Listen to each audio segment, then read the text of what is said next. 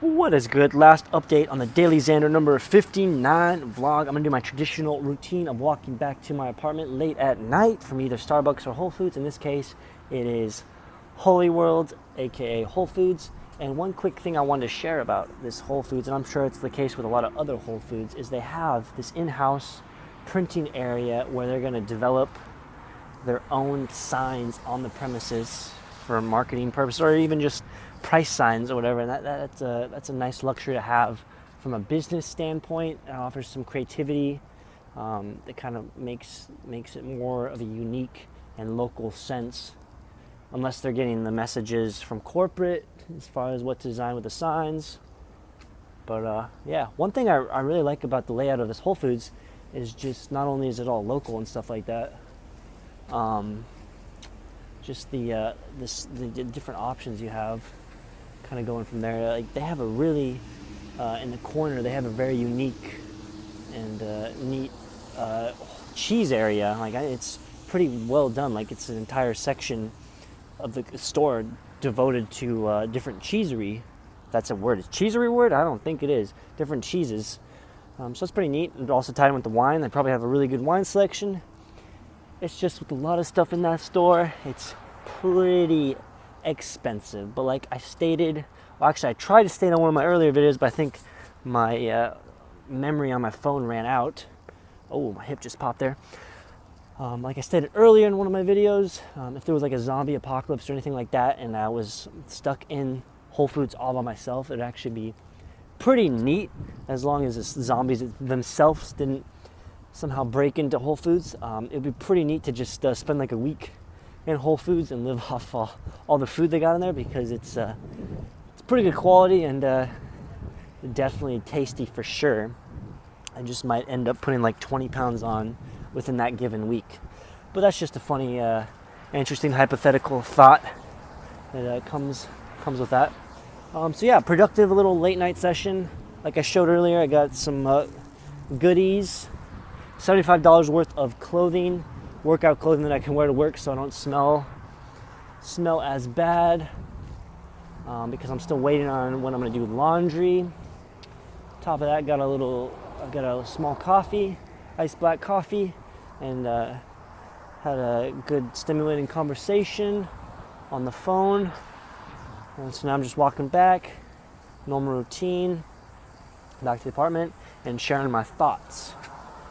Thoughts are definitely flowing, and that's always good.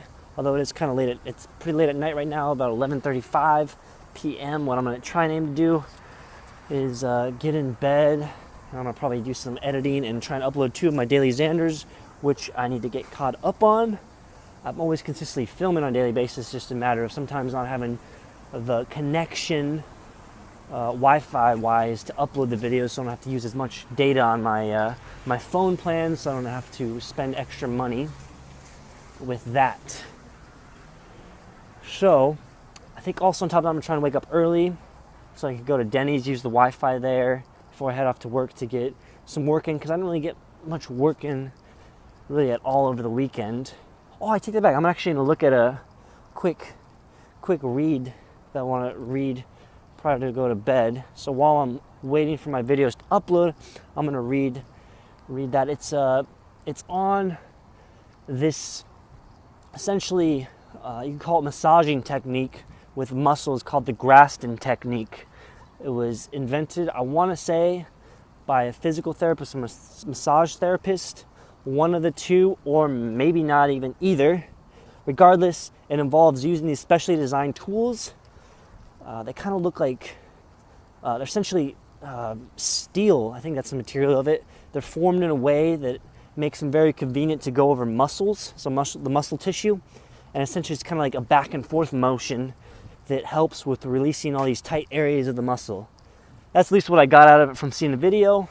This little write-up that was given to me from my supervisor goes a little more in depth with it, so we'll look into it more. But I believe I'm going to get taught the techniques tomorrow at work, which is pretty cool. I've seen some clients already getting that technique done to them, so that's exciting right there. Let's see, what can I talk about now that involves more of the insights and thoughts of Sir Alex? Well, I can say right now, just saying the word or the phrase Sir Alex, when I was in Australia, Sydney, Australia, about within the first 2 weeks, me introducing myself, I would actually introduce myself as, oh, I am Sir Alex. And it got to the extent that a person that I actually introduced myself to as Sir Alex, she came under the impression for a little while that she actually possibly thought I was royalty because I was introducing myself as Sir Alex.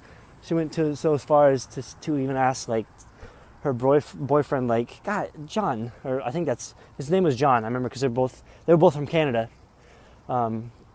She said, like, John, is this guy always introduces himself as Sir Alex? I think he might be royalty kind of thing. And I mean, it kind of makes sense because the school I was going to is international. There's I'm not saying I'm wealthy or anything, but there's some pretty high-end up people in high-end class kind of thing with lots of wealth that would go to this school in Sydney, Australia. So it's just funny the impressions you can give people just by adding a small title to your name. Saying Sir Alex, it's like saying Sir Richard Branson. Is Sir Richard Branson the CEO and owner of Virgin Airlines, Virgin Mobile, all those different entities? Is he, I wonder if I'm sure he's probably knighted, something like that. That's why he's called Sir. But then again, he's from England, so maybe just because he's from England, he's named Sir. I'm not totally sure. I'm mainly talking out of my ass as far as whether he was knighted or he was royalty or something like that. That's why he got the Sir title. But it's just really interesting how you can change little tidbits of whether it's your name or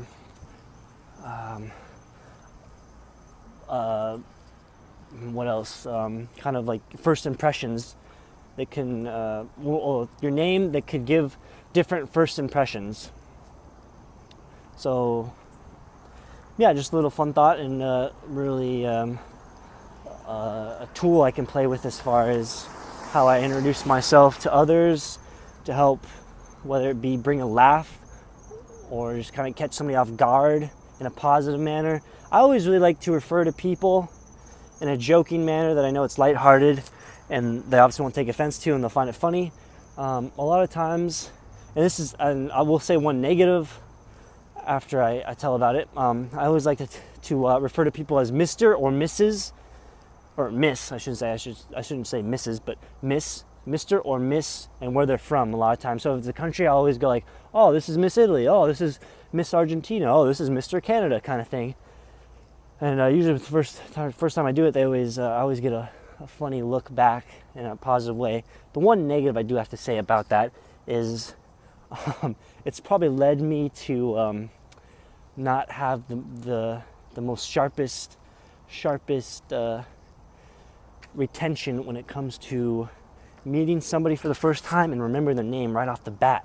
I have a better time associating and recalling where they're from rather than their name, unless I actually see it spelled out and I kind of have it like either on my phone and I can look it up right on the spot. So that is definitely one negative of going that route of calling somebody by their nickname or just calling them by something that identifies their unique self, I would say. Yeah, I'm trying to think. I'll give you an instance. When I was leaving the car that involved the people that took me to the barbecue today, one of the fellows was feeling bloated kind of thing from eating so much, and I kind of left like, oh, I'll see you tomorrow. I'll see you tomorrow. I'll see you tomorrow, Magic Johnson. His name's Johnson, so I just threw in the name Magic as in the basketball player. I'll see you tomorrow, Magic Johnson. I hope you are more deflated tomorrow, kind of thing. And just little things like that get a chuckle and a funny response, and obviously leaves a good impression and leaves things on a positive note. So on that note, 10-minute video. Wow, I'm getting long on these routines of me walking back to my apartment late at night. 10 minutes. I used to be at like 8 minutes, 8.5. I don't know what's going on, but I'm going to have to try and cut it down just because my main goal is always to come across as sharp, concise, and straight to the point. So as you can see,